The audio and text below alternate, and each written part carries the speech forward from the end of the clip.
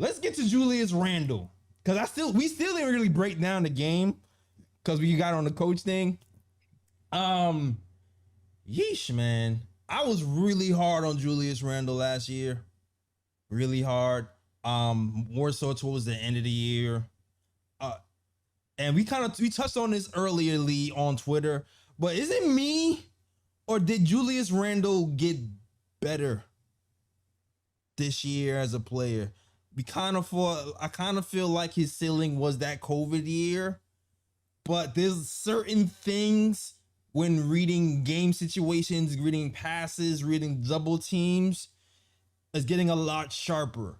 Even him getting Mitchell Robinson the ball in the dunker spots more frequently is something I haven't seen before. He's not just relying on corner threes off of double teams. He's leading people to passes in the open spot when the passing lane isn't there. That's something he did with Grimes. Grimes was at the 3-point line at the corner. He throws the ball like 2-3 feet to the right of him, leading him to the pass or open three. Randall's gotten better, man. Is it just me? No. First, a guy. Okay, I don't think any of us or anybody in Knicks Nation would, really questions the elite talent level of Julius Randle. He's a talent. There's no doubt about that. And to me, it has been about how the game is played in his head. Yeah. For most of his career. So this year, he's playing the best in his career, in my opinion, because he's just made subtle, nuanced changes. For example, do you notice like he'll get double teamed in the corner? And you can see him looking both across court and he's looking at the top of the key. And he's usually making the right pass. Okay. He has not made it all the time, but usually he's making the right pass. Just that awareness and the patience to say, okay, I'm going to wait. You guys can't guard everybody, so I'm going to wait. And the Knicks get into position, and he'll either catch somebody on a cross court for an open three or give it to the guy next to him. That is an indicative thing of the fact that this guy's IQ has gotten to a new level. And I don't know, to be fair, I don't know if it's strictly just pure IQ or does he feel less of a burden to have to carry the offense because he's got everybody now. You got Brunson, you got Grimes, and he really trusts Grimes like he did Bullock. And then, of course, you got RJ. So he's got more help around him, so he doesn't feel like he has to try to do everything. And the fact that he's backing off from doing that, he's become a really and I'm thinking like I got PTSD, so I'm like, is he going to revert back to Randle of last year, or is he going to keep playing like this? Because if he keeps playing like this, man, this guy's really good. So he hasn't done the same turnover in like a year. Yeah, he's going to be really good. Yeah. I think I'm sorry. Go ahead, Lee. I think he's playing with a lot better supporting cast this season, and that's helped not only ease a load, but when he makes a pass or he makes a decision making, a better player is catching it and doing something with it than it was last year. I think the addition of Quentin Grimes into the starting lineup has really helped him find someone who can not only catch his passes and knock down a three, but he can find him as a cutter getting under the basket for easy layups. And Jalen Brunson is a much better point guard than Burks, Payton, Kemba Walker. I mean, he's playing with a bona fide all-star point guard, and that does a lot to help him as a facilitator and more of a focused scorer. And he's making quicker decisions. He's not thinking about it when he puts the ball. He's scoring more in a fluid motion, which I like too. It reminds me of Chris Webber in that way. Webber used to, when he would hold the ball, it usually ended up to be a bridge shot, but when he would catch it, that's a good count. Smoothly shoot it. That's a good count. Yeah, he operated a lot in the elbow too, just like Randle. So there's a lot of similarities there. And I think when he got Mike Bibby, he was a better player than he was with Jason Williams. So I think that Randle's, we're seeing the reaping the benefits of him with Brunson. And give Tom Thibodeau his props. Tibbs is mixing up the lineup a lot more this year too. Yeah. A lot of the bench players are playing with the starters more to develop that continuity to where no matter who's out there, Randle can't play favorites and just play a two-man game with Fournier. He's playing better with Mitch. He's playing better with RJ. He's playing better with Brunson. And that some props has to do both with Thibodeau's rotations and Randle's mindset.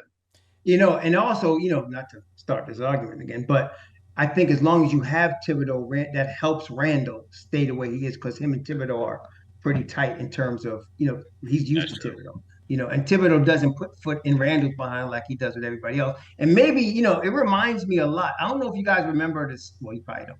But the Celtics from the 70s had a guy that had come from the ABA out of North Carolina named Charlie Scott. Charlie Scott was a great player. And he was all about individual stats until he came to the Celtics.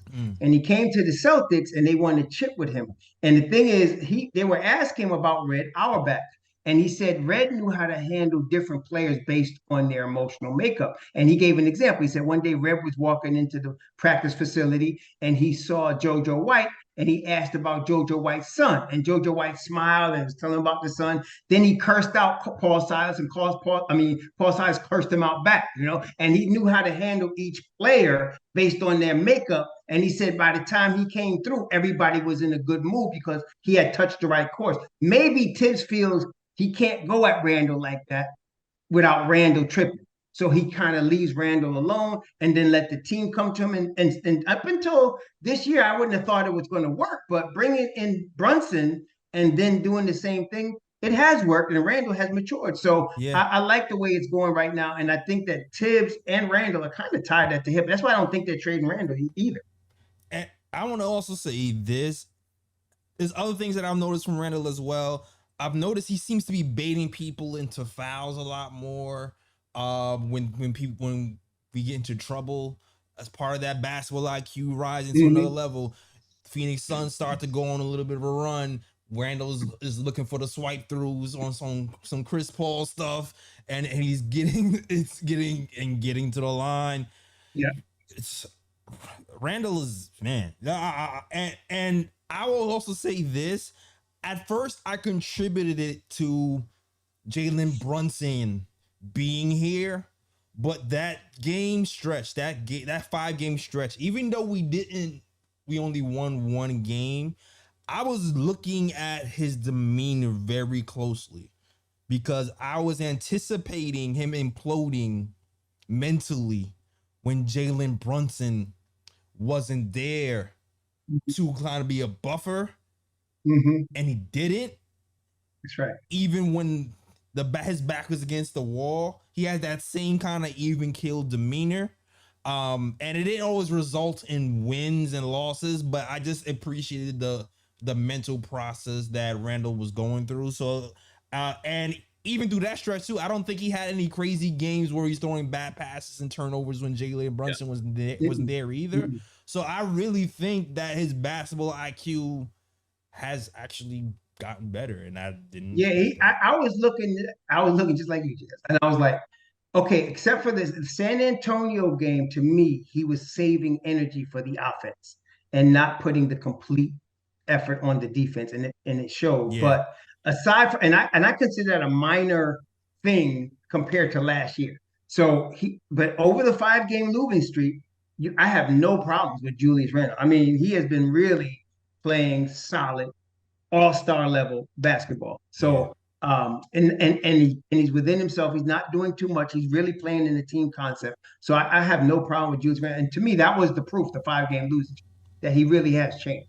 Yeah, probably top 6 power forward in the league right now. Oh, I would say, yeah, definitely. I would go higher. Me too. I would say top 4 Top right 4? now. Top 4. Yeah, I would say as far as power forwards, top 4. Okay, top 4. Top 6 gets him to the 3rd-team All-NBA. I think he should be at least 2nd-team All-NBA at this point. I agree with that. We got top 3 in the chat. I still okay. People saying I'm not trading Randle. Yeah, I'm not. I've been off trading Randle's talk for about like 3 weeks to a month right now. I've moved on from that. I think the front office has too. I don't think the front office has any. Same way with Tibbs. I might want him gone, but the front office ain't firing him, and they're not moving Randle either. It's much more likely Obi is moved before Randle. I just think they're trying to get they're trying to get Fournier's contract off their books for the summer for an expiring deal, and I think that Cam they're going to try to make Cam a carrot for that. They don't have to do anything with Rose because he's expiring, so that's 14.7 coming off. But if they can get an expiring money for Fournier and Cam, that now you just created $38 million in cap space for next summer.